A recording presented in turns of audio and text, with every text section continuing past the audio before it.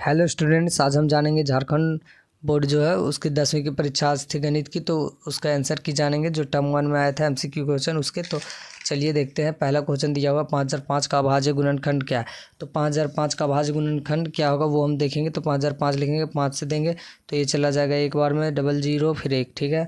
तो फिर ये 7 बार में जाएगा, तो 7 बार में 1 से जाएगा तो 3 बचेगा, 3 और 2 7, 3 यहाँ बचेगा, सॉरी हाँ 3 बचेगा, 0 हो जाएगा, 7 चौका 28 यानी एक बार में जाएगा, 4 बार में 28, 2 बचेगा, 1 सत्या 21 हो जाएगा। फिर से ये चला जाएगा आपका 11 बार में चला जाएगा, ठीक है। 11 बार में एक बार में 11 हो जाएगा, यहाँ बचेगा 3 और 3 33 बचेगा। तो ये फिर चला जाएगा 3 बार में 33, ठीक है। अब 13 आएगा, 13 खुद अभाज्य संख्या, तो एक बार में ये चला जाएगा 5 × 7 × 11 × 13 × 1, ठीक है। तो ये वाला हो जाएगा आंसर 13, तीसरा नंबर आंसर हो जाएगा, ठीक है। पहला का आंसर इस बच्चे ने सही मारा। तो दूसरा क्वेश्चन है, यदि विभाजन एल्गोरिथम a = bq + r है, यानी कि a = bq + r दिया हुआ है, तो उसमें a = 72 यानी a का मान 72 दिया हुआ है और q का मान 8 है, यानी b का मान नहीं दिया हुआ है, तो q का मान हो जाएगा 8, ठीक है। प्लस यानी कि r है तो r का मान 0 दिया हुआ है, ठीक है। तो r का मान 0 लिखेंगे हम। उसके बाद यहाँ पे b का मान हमें पूछा गया, तो ये 72 हो जाएगा = 8b हो जाएगा, ये प्लस 0 तो कुछ नहीं इधर, ठीक है। अब 8b है तो b = हो जाएगा 72 × 8, ठीक है। तो ये डिवाइड करेंगे हम तो = हो जाएगा 9, ठीक है। तो इसका आंसर हो जाएगा तीसरा नंबर, ये सही है। अब तीसरा क्वेश्चन दिया गया है 3√2 एक संख्या है, क्या संख्या है? तो परमेय है, अपरमेय है, पूर्णांक है, प्राकृत संख्या है, तो इसमें हो जाएगा अपरमेय संख्या, ठीक है। तीसरा नंबर क्वेश्चन। नेक्स्ट पेज में हम देखते हैं चौथा नंबर क्वेश्चन। चौथा नंबर क्वेश्चन है 35/50 का दशमलव प्रसार शांत है या अशांत है वो बताना है, ठीक है। शांत, अशांत आवर्ती या अशांत अनावर्ती, ठीक है। तो इनमें से कोई नहीं, चौथा है। लेकिन इसमें आंसर क्या होगा वो हमें जाना है। तो 35/50 दिया है, तो जो नीचे होता है उसका हमें गुणनखंड करना होता है, तो 50 का गुणनखंड करेंगे तो ये हो जाएगा 2 से 25, फिर 5 से और ये 5 से हो जाएगा, ठीक है। तो ये आ जा रहा है आपका 2 × 5 × 5, ठीक है। यानी कि 2 × 5 का पावर 2, तो ये है 2 के पावर m × 5 का पावर n के रूप का है, इसलिए ये हो जाएगा शांत आवर्ती, यानी पहला आंसर हो जाएगा, ठीक है। अब देखेंगे पाँचवा नंबर क्वेश्चन है, वो है y = px का ग्राफ दिया हुआ है, बहुपद px के शून्य की संख्या ज्ञात करें, ठीक है। तो ये तो बहुत आसान है, कोई भी कर सकता था। ये जो ग्राफ दिया है वो अगर x अक्ष को जितनी बार कट करता है उतना हो जाएगा इसका आंसर। तो 1 और 1 2 बार कट किया तो 2, तीसरा नंबर हो जाएगा इसका आंसर, पाँचवा का, ठीक है। अब छठा नंबर क्वेश्चन देखेंगे। छठा नंबर क्वेश्चन है x² - 15 का शून्य क्या होगा। तो x² - 15 = 0 लिखेंगे शून्य के लिए, ठीक है। तो x = हो जाएगा 15, x² = और फिर ये हो जाएगा x लिखेंगे, स्क्वायर जाएगा उधर तो हो जाएगा √15 प्लस माइनस, ठीक है। तो ये इसका आंसर हो जाएगा ये तीसरा नंबर, -√15 और +√15, ठीक है। तीसरा नंबर हो जाएगा छठा का आंसर। सातवां नंबर में है x² - 2x - 8 है कि शून्यक a और b है, ठीक है। तो a + b का मान बताना है। तो यहाँ पे ऑप्शन दिया हुआ 8 - 8 2 - 2, ठीक है। तो ये हम जानते हैं एक फॉर्मूला होता है x² - α + beta x + alpha × beta होता है, ठीक है। तो इसको इससे कंपेयर करेंगे तो ये हो जाएगा स्क्वायर, और यहाँ पे अल्फ़ा + बीटा का मान पूछा है, यानी इसका मान पूछा है, ठीक है। तो माइनस है तो माइनस रहेगा ही रहेगा, +2 यानी कि 2 हो जाएगा, +2 होगा इसका आंसर। माइनस तो यहाँ पे दिया हुआ है इसलिए -2 नहीं होगा, इसने गलत मारा है, तो ये हो जाएगा इसका आंसर तीसरा, +2, सातवां का तीसरा हो जाएगा, ठीक है। अब आठवां नंबर क्वेश्चन है, जब 2 चर वाले रैखिक समीकरण का आलेख प्रतिच्छेद रेखाएं हैं तब उनके हल क्या है, ठीक है। जब 2 चर वाले रैखिक समीकरणों का आलेख प्रतिच्छेदी रेखाएं हैं तो उनके हल होंगे, ठीक है। तो ये बताना आठवां नंबर का आंसर 1 2 3 अनगिनत। तो आठवां नंबर का जो आंसर हो जाएगा वो हो जाएगा 1, यानी कि इस बच्चे ने सही आंसर किया, 1 हो जाएगा, क्योंकि अद्वितीय हल होता है, अद्वितीय हल यानी कि 1 हल होता है। तो आठवां का हो जाएगा 1, ठीक है। पहला का पहला हो जाए, आठवां का पहला यानी कि 1, ठीक है। अब नौवां नंबर क्वेश्चन है, समीकरण निकाय a1x + b1y + c1 = 0 तथा a2x + b2y + c2 = 0 का अनंत हल होगा यदि। अनंत हल कब होता है? तो अनंत हल होता है जब तीनों बराबर होता है, ठीक है। तो a1 / a2 = b1 बटे b2 = c1 बटे c2, यानी कि ये तीसरा नंबर हो जाएगा इसका आंसर, नौवां का तीसरा, ठीक है। अब 10वां नंबर क्वेश्चन है रैखिक समीकरण युग्म 2x + y = 5 और 3x + 2y = 8 का हल है।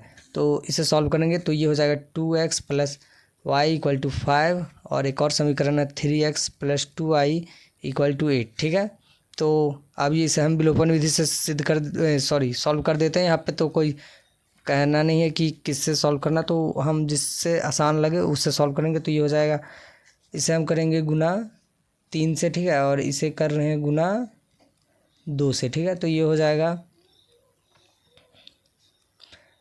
6x + 3y = 15 हो जाएगा ये, और ये हो जाएगा 2 से गुना करने पर 3 दूना 6x + 4y = 8 दूनी 16। ठीक है, अब यहाँ पे हम घटा देंगे इसे। ठीक है, ये हो जाएगा माइनस, ये भी माइनस। ठीक है, तो ये 0 हो जाएगा और ये हो जाएगा -y। ठीक है, और ये हो जाएगा -1, माइनस माइनस काट आउट होगा तो ये हो जाएगा +1। y = +1 हो गया यहाँ से, y = +1। अब y का मान पुट करेंगे हम इसमें। ठीक है, तो y का मान पुट करेंगे तो ये 2x है + y1 = 5, x = हो जाएगा 5 - 1 और ये 2 नीचे आ जाएगा। ठीक है, तो ये x = हो जाएगा 2। ठीक है, और y = 1, तो x = 2, y = 1 कौन सा है, तो ये है तीसरा नंबर। तो तीसरा नंबर हो जाएगा इसका आंसर। ठीक है, 10वां का तीसरा।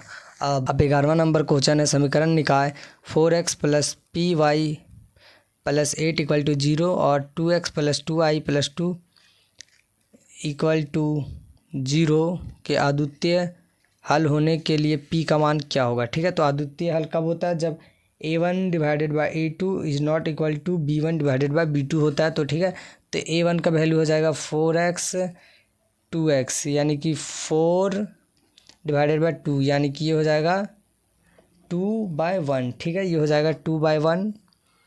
और ये एक और है यहाँ पे x2 y2। ठीक है, तो x2 है p और y2 है आपका हो जाएगा /2। ठीक है, तो y का मान क्या होना नहीं चाहिए, तो y का मान नहीं होना चाहिए ≠ 4, क्योंकि 4 हो जाएगा तो ये भी हो जाएगा 2/1 यानी कि बराबर हो जाएगा। इसलिए ये सही आंसर है तीसरा, p ≠ 4। ठीक है,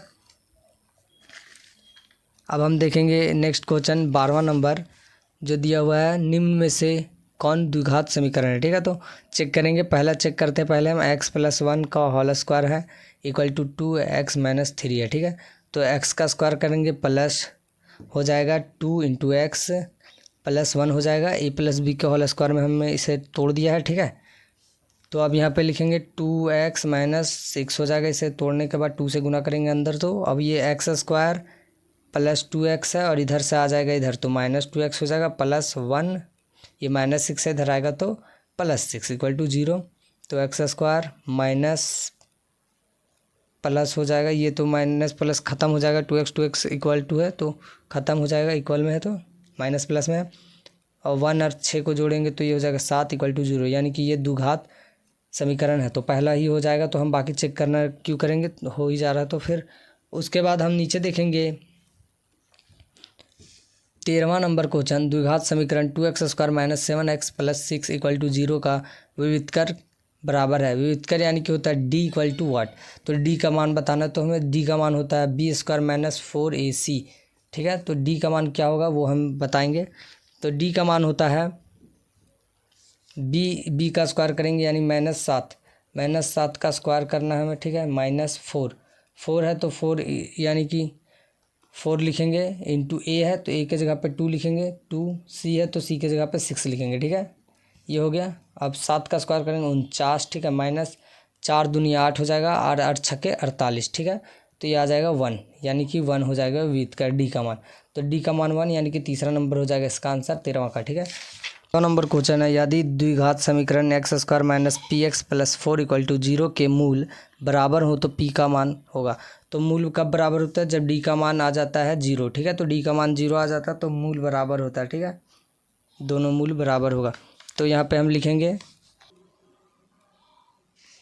d = लिखेंगे हम यहाँ पे d = 0 मान लीजिए, तभी तो बराबर होगा आपका मूल। तो d = 0 हम ले लेते हैं और d हम निकालते कैसे, b² - 4ac से। ठीक है, तो b² - 4ac से निकालते हैं = 0, यानी कि d का वैल्यू जो है तो बी स्क्वायर हो जाएगा आपका पी का स्क्वायर, ठीक है, पी का स्क्वायर। माइनस में भी रहन था तो माइनस माइनस प्लस हो जाएगा स्क्वायर करने पर, -4ac तो 4 है, और ए के जगह पे जो है x, यानी ए के जगह पे 1 तो 1 रहने देंगे हम, 1 लिखेंगे नहीं, और सी के जगह पे है 4 तो 4 × 4 = 0, यानी कि पी स्क्वायर = इधर -16 हो जाएगा, इधर जाएगा +16, ठीक है। पी = हो जाएगा +-4, ठीक है, तो +-4 यानी कि दूसरा नंबर हो जाएगा इसका आंसर। ये आंसर सही है 14वां का दूसरा।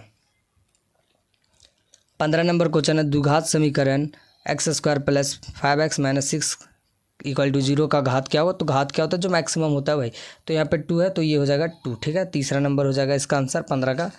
अब 16वां नंबर क्वेश्चन है AP 0.6, दूसरा पद है 1.7, तीसरा पद है 2.8, चौथा पद है 3.9 का सार्वंतर क्या है। तो सार्वंतर क्या होता है, A2 - A1। A2 कितना है 1.7 - 0.6 है A1, ठीक है, तो ये हो जाएगा, इसको घटाएंगे तो 1.1 आएगा, इसका आंसर हो जाएगा पहला 16 का पहला हो जाएगा, ठीक है। 17वां नंबर क्वेश्चन है AP 10, 7, 4 है, ठीक है, ये पद है A1 है, A2 है, A3 है का 30वां पद क्या होगा। तो 30वां पद निकालने के लिए हम लिखेंगे फॉर्मूला, तो 30वां पद निकालने के लिए लिखेंगे A30 निकालने हैं, तो A30 = लिखेंगे A + n - 1 × D होता है, तो A30 निकाल रहे हो तो A प्लस यहाँ पे 30 लिखेंगे -1 × D लिखेंगे, ठीक है। तो A का मान यानी A क्या होता है, A होता है जो पहला पद होता है, A पहला पद है 10, ठीक है, तो यहाँ पे लिखेंगे 10 प्लस ये घटाएंगे 29, और D होता है सार्वंतर, तो सार्वंतर घटाएंगे द्वितीय पद माइनस प्रथम पद, ठीक है, तो 7 - 10 घटाएंगे तो आ जाएगा -3, तो ये हो जाएगा आपका -3, ठीक है। 10 प्लस अब इसे गुना करेंगे 29 को 3 से, तो ये हो जाएगा आपका 87, ठीक है, माइनस में हो जाएगा 87, ठीक है, तो ये हो जाएगा -87। अब -87 में से 10 घटाएंगे तो हो जाएगा -77, यानी कि इसका आंसर जो होगा वो होगा तीसरा ही, ठीक है, तीसरा, ये बच्चा ने सही मारा है, तो 17वां का हो जाएगा तीसरा आंसर, ठीक है। अब 18वां नंबर क्वेश्चन पे चलते हैं।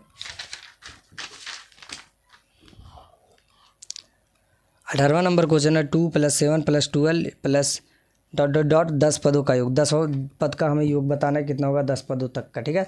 तो SN = हो जाएगा n/2 × 2a + n - 1 × D, ठीक है, ये होता है फॉर्मूला इसका। तो SN यानी कि S10 निकालना है, ठीक है, तो 10/2 हो जाएगा ये, ठीक है। तो यहाँ पे लिखेंगे 2a के जगह पे लिखेंगे पहला पद यानी कि 2 है, तो 2 दूनी 4 हो जाएगा ये, प्लस n - 1 यानी कि 10 - 1 तो ये 9 हो जाएगा, और D है जो वो 2 - 7 करेंगे, ठीक है, यानी सॉरी 7 - 2 करेंगे द्वितीय पद माइनस पहला पद, तो 5 हो जाएगा। तो यहाँ पे 9 × 5 लिखेंगे, ठीक है।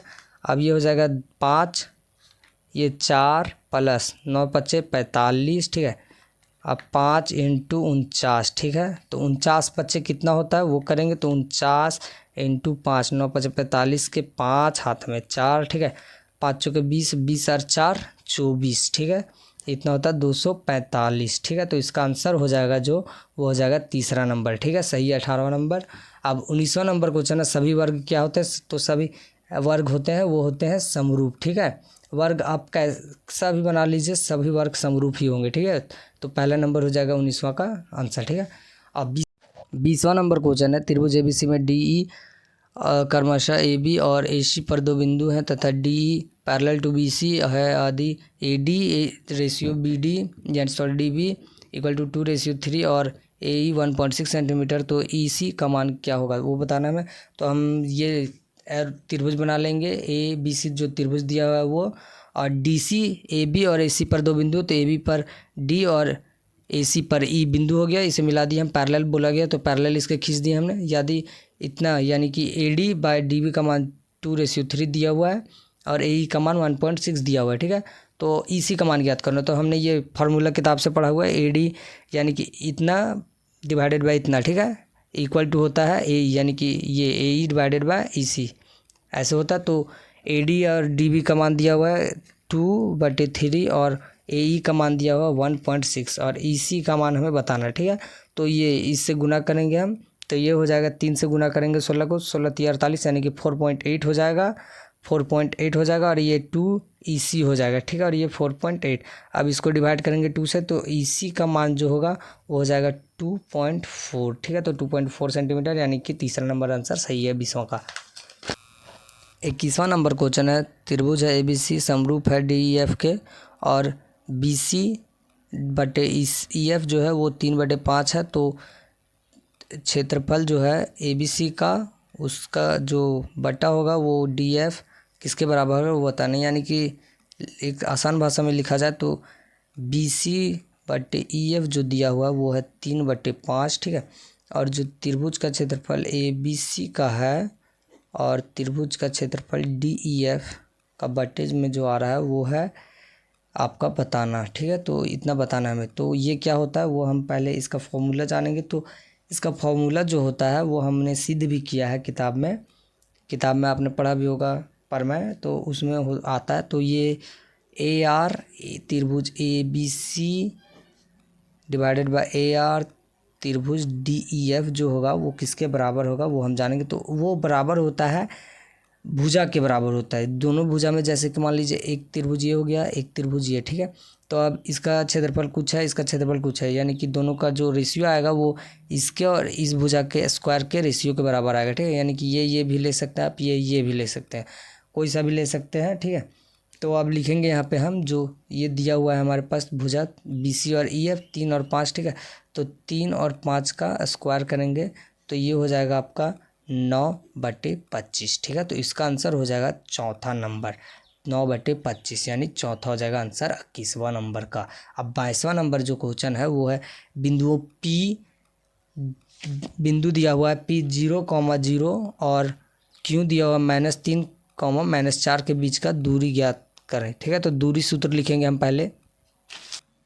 दूरी सूत्र जो है वो होता है रूट अंडर, यानी कि PQ का हमें निकालना है तो PQ लिखेंगे रूट अंडर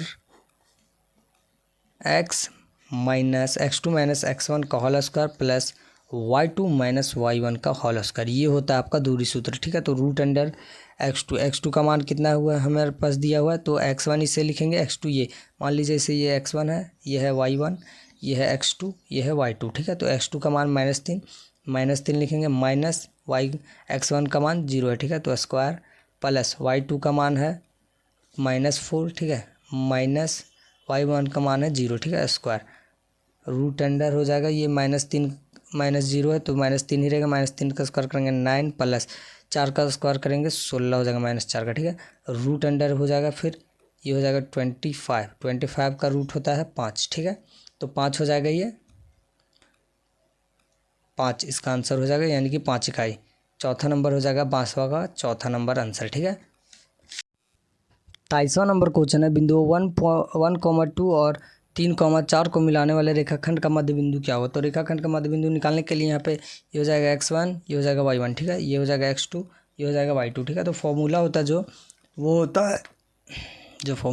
है वो होता है x1 plus x2 divided by 2 और y के लिए होता है y1 plus y2 divided by 2, ठीक है। तो x1 प्लस y2 को जोड़ेंगे तो ये हो जाएगा 1 प्लस 3 डिवाइडेड बाई 2, यानी कि आ जाएगा ये 2, ठीक है। तो x का मान हो जाएगा 2 और y2 प्लस 4 को डिवाइड करेंगे 2 से तो ये हो जाएगा 6/2, यानी कि 3 आ जाएगा, यानी ये हो जाएगा, यानी दूसरा नंबर 2,3 हो जाएगा, x का मान 2 और y का मान 3, यानी कि 23वां का हो जाएगा दूसरा नंबर आंसर, ठीक है।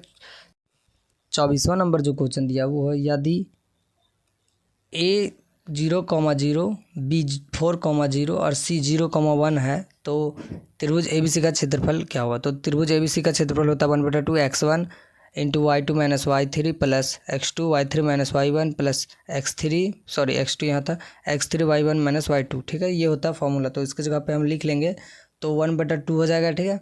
0 लिखेंगे x1 का वैल्यू, y2 का 0, फिर y3 का है 1 तो लिखेंगे -1 हो जाएगा, माइनस है फॉर्मूला में तो plus 4 1 minus 0 plus 0 into 0 minus 0 हो जाएगा। पुट करेंगे वैल्यू सबका, तो उसके बाद यहाँ पे करेंगे गुना, 0 को गुना करेंगे -1 यहाँ बचेगा तो 0 ही बचेगा, तो यहाँ पे हो जाएगा 0, ये बच्चा ने यहाँ पे गलती की थी, तो हो जाएगा टोटल 4 को 1 माइनस 0 को घटाएंगे, 1 में से 0 तो 1 ही बचेगा, 1 को 4 से गुना करेंगे तो बचेगा 4, 0 को 0 से गुना करेंगे तो 0 ही बचेगा। तो यहाँ पर टोटल बचता है 4, 4 को 2 से डिवाइड करेंगे तो ये हो जाएगा आपका 2। आंसर इसका जो होगा वो होगा 2, यानी कि 2 है तीसरा नंबर में, तो ये हो जाएगा इसका आंसर तीसरा नंबर। ठीक है, तीसरा नंबर होगा इसका आंसर। अब 25वां नंबर क्वेश्चन हमारे पास है cos a बराबर 3/5, तो cosec a बराबर है। ठीक है, तो बताना है हमें cos a 3/5 है तो cosec a का मान क्या होगा। तो cos a होता है 3/5 हमारे पास दिया हो। तो पंडित बद्री प्रसाद हर हर बोले, ये वाला तो आपने सभी टीचरों के मुंह से भी सुना होगा। तो ये हो जाता है साइन कॉस, और ये 10 के लिए तो cos का दिया हुआ है b/h इक्वल टू b/h दिया हुआ है। b यानी कि बेस है और h जो है वो है यानी कि बेस यानी कि आधार है ये, और ये आपका जो h है वो है आपका कर्ण। ठीक है, दिया हुआ है तो आधार बटे कर्ण दिया है। तो पूछा हमसे कॉसेक। ठीक है, तो साइन का होता है कॉसेक उल्टा। तो h तो ये हमें निकालना, तो पहले हम यहाँ से निकाल लेंगे। आधार दिया हुआ है, मान लीजिए एक त्रिभुज हम बना लेते हैं। ठीक है, आधार दिया हुआ है हमारे पास 3। ठीक है, और कर्ण जो दिया हुआ वो दिया है 5। तो अब ये निकालना हमें, ये वाला पोर्शन पहले निकाल लेंगे। तो इधर जो होता है उसके लिए हम लिखेंगे, यहाँ हो जाएगा आपका p, परपेंडिकुलर पहले निकाल लेंगे। तो परपेंडिकुलर के लिए हो जाएगा फॉर्मूला p इक्वल टू हो जाएगा आपका √5 का स्क्वायर माइनस 3 का स्क्वायर। ठीक है, तो ये हो जाएगा 5 का स्क्वायर करेंगे यानी कि √25 माइनस 9 यानी कि बचेगा √16 यानी 4। p इक्वल टू 4 आ जा रहा है, तो ये हो जाएगा आपका 4। और जो कॉसेक ए होगा वो किसके बराबर होता है कॉसेक ए, तो कॉसेक ए बराबर होता है आपका h/p, यानी कि h/p क्या होता है, तो h जो है वो हो जाता है कर्ण और p जो हो जाता है वो हो जाता है लंब। ठीक है, तो कर्ण कितना है यहाँ पे, कर्ण है आपका 5 बटे जो लंब है वो है 4। ठीक है, तो 5/4 यानी कि दूसरा नंबर हो जाएगा इसका आंसर 25। 26वां नंबर क्वेश्चन हमारे पास दिया है, यदि 2 sin a इक्वल टू -3 तो a का मान क्या होगा। तो लिखेंगे 2 sin a इक्वल टू √3। ठीक है, तो 2 इधर चला जाएगा, जो इधर इंटू में है तो इधर डिवाइड में चला जाएगा, sin a इक्वल टू √3/2 हो जाएगा। ठीक है, तो sin a इक्वल टू √3/2 यानी कि √3/2 साइन में होता है फॉर्मूला किसका, तो कितने डिग्री का होता है साइन में, तो ये होता है साइन में 60 डिग्री का। ठीक है, तो लिखेंगे यहाँ पे sin a इक्वल टू √3 की जगह पे लिखेंगे sine 60 degree. Sine 60 degree equal to √3 होता है। ठीक है, √3/2, तो sine a equal to sine 60 degree होता है। तो यहाँ पे a का जो मान हो जाएगा वो हो जाएगा 60 डिग्री। ठीक है, तो a का मान 60 डिग्री यानी कि तीसरा नंबर हो जाएगा आंसर 26 का। ठीक है, तो अब 27वां नंबर हम क्वेश्चन देखेंगे, वो है cot 90 डिग्री माइनस a बराबर होता है। तो cot का उल्टा होता है 10, 90 डिग्री में चेंज कर जाता है, तो ये होता है 10a हो जाएगा इसका आंसर। ठीक है, तो 27वां का हो जाएगा तीसरा। और जो 28वां नंबर क्वेश्चन है वो sin square a plus cos square a का मान क्या होगा। तो ये तो बच्चा बताएगा, कोई भी अगर एक भी क्लास किया होगा इसका तो ये तो जानता ही होगा। तो दूसरा नंबर हो जाएगा इसका 1, sin square a plus cos square a equal to का मान हो जाएगा 1। ठीक है, तो 29वां नंबर क्वेश्चन है, एक मीनार के शीर्ष का उन्नयन कोण उसके पास से 15 मीटर की दूरी, यानी ये 15 मीटर डिस्टेंस है, ये है मीनार। ठीक है, की दूरी पर 60 डिग्री है। 60 डिग्री का कोण बना रहा है, तो मीनार की ऊंचाई ज्ञात करना है, हमें इसका ऊंचाई ज्ञात करना है। ठीक है, तो ये हो जाएगा p, ये हो जाएगा b, यानी कि ये हो जाएगा परपेंडिकुलर, ये बेस दिया हुआ 15 मीटर और ये 60 डिग्री है। तो लिखेंगे यहाँ पे सीधा, हम छोटा सा करके बना रहे हैं, tan 60 डिग्री इक्वल टू 10 का मान होता है क्या, तो 10 होता है p/b, p/15 हो जाएगा। ठीक है, और 60 डिग्री का वैल्यू हो जाएगा आपका 60 डिग्री √3, तो √3 हो जाएगा इक्वल टू p/15। ठीक है, तो अब p का मान हो जाएगा 15 इंटू √3, यानी जो मीनार की ऊंचाई होगी वो 15 √3 होगा, 15 इंटू √3 मीटर हो जाएगा। ठीक है, तो ये हो जाएगा p का मान, तो ये दूसरा नंबर हो जाएगा आंसर 15 इंटू √3 मीटर। ठीक है, 30वां नंबर क्वेश्चन है, किसी वृत्त पर बाह्य बिंदु से खींची गई स्पर्श रेखाओं की संख्या कितनी होगी, तो वो होगी आपकी 2 होगी। ठीक है, 2। तीसवां का हो जाएगा तीसरा 2। ठीक है, क्योंकि ये त्रिभुज हो गया, मान लीजिए बाह्य बिंदु से कोई पॉइंट हो गया। ठीक है, तो इस पर स्पर्श रेखा खींचेंगे तो ये हो जाएगा ऐसे एक ऐसे। ठीक है, तो 2 होता है स्पर्श रेखाओं की संख्या, 2 ही टच कर सकते हैं यहाँ से, और कोई जाएगा नहीं। ठीक है, अब 31वां नंबर क्वेश्चन है, दी गई आकृति में यदि कोण पी ए 35 डिग्री है तो ए ओ पी का मान ज्ञात करें। ठीक है, तो ए ओ पी का मान निकालना, तो ये हो जाएगा आपका 90 डिग्री सीधा सीधी। तो 90 डिग्री और 35 डिग्री ये हो जाएगा आपका 125 डिग्री। ठीक है, 125 डिग्री ये दोनों मिला कर हो गया, तो ये हमें बताना। तो एक त्रिभुज में 180 डिग्री का बनता है, तो 180 डिग्री में 125 डिग्री घटा दीजिए आप। तो 125 डिग्री जब आप घटाइएगा तो आ जाएगा 55 डिग्री, यानी कि पहला हो जाएगा आपका आंसर। 31 का पहला बिल्कुल ईजी क्वेश्चन था आपका ये। अब तो 32वां नंबर क्वेश्चन है, यदि एक बिंदु P से O केंद्र वाली किसी वृत्त पर PA एवं PB स्पर्श रेखाएं परस्पर 80 डिग्री के कोण पर झुकी है तो कोण POA बराबर होगा। ठीक है, तो ये कोण हमें बताना है POA। ठीक है, बताना। तो ये तो 80 डिग्री बना हुआ है, तो इधर हो जाएगा 40 डिग्री, और ये जब टच करती है तो ये तो बन जाता है 90 डिग्री। ठीक है, तो ये 90 डिग्री हो जाएगा ये, और ये इसका रेडियस मिला देंगे तो ये 90 डिग्री हो जाएगा। 90 डिग्री प्लस, और ये था 80 डिग्री था टोटल, तो आधा इधर लेंगे तो ये हो जाएगा 40 डिग्री। 90 और 40 हो जाएगा 130 डिग्री। 130 डिग्री और ये मान निकालना हमें, तो एक त्रिभुज में 180 डिग्री बनता है, तो 180 डिग्री माइनस 130 डिग्री करेंगे तो ये हो जाएगा 50 डिग्री। इसका आंसर हो जाएगा पहला। ठीक है, हम ज़्यादा डिटेल में बात नहीं कर रहे, बस हमें आंसर जानना, तो वो पहला हो जाएगा इसका 32वां का। और 33वां नंबर क्वेश्चन है, इनमें से कौन वृत्त के क्षेत्रफल का सूत्र है। तो ये तो बहुत ईजी क्वेश्चन है, पाई आर स्क्वायर जो है वो वृत्त के क्षेत्रफल का आंसर है। ठीक है, अब 34वां नंबर क्वेश्चन है, यदि किसी अर्धवृत्ताकार खेत की त्रिज्या 7 सेंटीमीटर है तो उसका परिमाप क्या होगा। ठीक है, तो परिमाप निकालना है हमें अर्धवृत्त का। ठीक है, वो और दिया हुआ त्रिज्या 7 सेंटीमीटर, तो अर्धवृत्त का परिमाप होता है पाई आर प्लस 2r। ठीक है, वो हमने लिख रखा है, तो ये हो जाएगा पाई आर। पाई का मान 22/7 और जो आर का मान है वो हमें दिया हुआ है 7, तो 7 7 कैंसिल, प्लस 2r है, 2r यानी कि 14 हो जाएगा ये आपका। तो 22 और जो होगा वो 14 जोड़ेंगे तो ये हो जाएगा आपका 36। इसका आंसर हो जाएगा 36 सेंटीमीटर, यानी कि दूसरा। ठीक है, 34 का दूसरा हो जाएगा। अब हम बढ़ते हैं आगे 35वां नंबर क्वेश्चन में। तो 35वां नंबर क्वेश्चन है, 42 सेंटीमीटर त्रिज्या वाले एक वृत्त के उस त्रिज्यखंड का क्षेत्रफल क्या होगा जिसका कोण 120 डिग्री है। तो त्रिज्यखंड का क्षेत्रफल हमें निकालना है, तो त्रिज्यखंड का क्षेत्रफल होगा θ/360 degree into pi R square. ठीक है, तो पाई आर स्क्वायर हो जाएगा, तो थीटा का मान हमें दिया हुआ है कितना 120 डिग्री, तो 120/360 हो जाएगा इंटू पाई आर स्क्वायर है तो 22/7। पाई का मान हमेशा 22/7 ही लिया जाता है जब तक बोला ना जाए। तो आर का स्क्वायर करना है तो आर 42 का स्क्वायर करेंगे, 42 इंटू 42 2 बार गुना कर सकते हैं, तो ये गुना करेंगे 7 42 को, तो ये हो जाएगा 6 बार में 7 6 42, 6 को इससे मल्टीप्लाई करेंगे तो ये हो जाएगा 6 6 36 यानी कि 60 हो जाएगा। ठीक है, अब 60 को 120 से गुना करेंगे, सॉरी 120 से डिवाइड करेंगे तो ये हो जाएगा 2 बार में। ठीक है, और ये 42 है यहाँ पे, उसे रहने देते हैं, तो 5×9 = 44 हो जाएगा इंटू यहाँ पे कुछ नहीं बचेगा, ये बचेगा 42। ठीक है, अब इसे गुना करेंगे, जो आएगा हो जाएगा आंसर। तो गुना कर लेते हैं 44 इंटू 42। ठीक है, 42 को 44 से गुना करना है, तो 4 दूना 8 हो जाएगा और 4 चौके 16। ठीक है, वैसे ही यहाँ पे भी हो जाएगा, जोड़ेंगे। ठीक है, ये हो जाएगा 18 48, तो 18 48 सेंटीमीटर हो जाएगा इसका आंसर।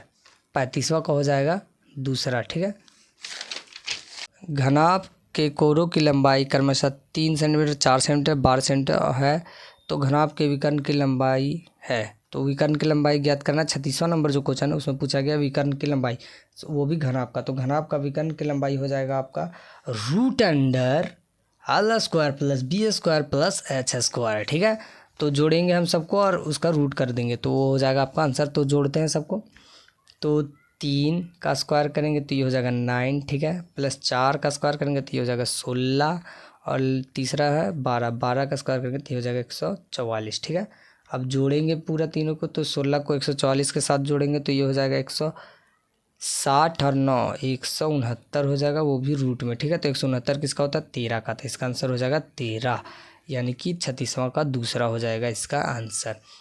अब 37वां नंबर पे जाएंगे, तो प्रथम 3 लगातार प्राकृतिक संख्याओं का मध्य होगा। तो 3 लगातार प्राकृतिक संख्या क्या होता है 1 2 3, ये हो गया 3। अब तीनों को जोड़ देंगे 1 + 2 + 3 डिवाइड बाई 3 संख्या तो 3। ठीक है, तो ये हो जाएगा 3 और 1 4 4 2 6 6 डिवाइड बाई 3। ठीक है, काटेंगे तो ये बचेगा 2, तो 2 हो जाएगा इसका आंसर। 37 का दूसरा। 38वां नंबर क्वेश्चन है, संचयी बारंबारता वक्र कहलाती है। तो तीनों 4 ऑप्शन दिए हुए हैं, तोरण, आयत चित्र, दंडलेख, बारंबारता, बहुभुज। तो इसका हो जाएगा तोरण पहला। संचय बारंबारता को हम लोग तोरण भी कह सकते हैं, ठीक है, कहलाती भी है वैसे भी। तो 38 का हो जाएगा पहला, ठीक है आपका आंसर। और जो 39 का क्वेश्चन है, किसी पासे को फेंकने पर सम संख्या आने की प्रायिकता क्या होगी। तो पासे में क्या होता है, 1 2 3 4 5 6, 6 संख्या होता है। तो इसमें सम संख्या कौन है, 2 4 6, ठीक है। तो इसका आने की प्रायिकता क्या होगी, ये हो गया 3 संख्या और टोटल संख्या हो गया 6, ठीक है। तो इसको कट करेंगे 1/2, यानी कि 1/2 यानी चौथा हो जाएगा इसका आंसर 39 का। अब आखिरी क्वेश्चन जो है वो है 40वां नंबर। तो 40वां, निम्न में से कौन सी किसी घटना की प्रायिकता नहीं हो सकती। तो जो भी कोई भी घटना होता है वो 0 से 1 के बीच में घटित होता है, ठीक है। 0 यानी 0 अगर हो गया 0 से ज़्यादा ही रहेगा या 1 से कम, यानी कि 0 अगर हो गया तो वो अनिश्चित घटना हो गई, और 1 हो गया तो वो निश्चित घटना हो गई, ठीक है। तो इसमें से हम इसके जो बीच में रहेगा वो आंसर नहीं होगा, जो इससे आगे होगा यानी कि ये 2.5 जो 1 से बड़ा होगा। इस कोई भी घटना होती है वो 0 से 1 के बीच में ही घटती है, लेकिन यहाँ तो 2.5 दे दिया। ये तो एक के नीचे है, ये भी तो इसमें ज़्यादा कौन है, ये 2.5 1 से ज़्यादा है। अगर माइनस में जो रहता वो इसका आंसर होता है, लेकिन माइनस वाला नहीं है, ये है। तो 2.5 1 से बड़ा, तो इसका आंसर हो जाएगा 2.5, यानी कि दूसरा 40 का दूसरा हो जाएगा आंसर। ये थे 40 क्वेश्चन। आपके कितने सही हुए वो आप कमेंट बॉक्स में ज़रूर बताइए।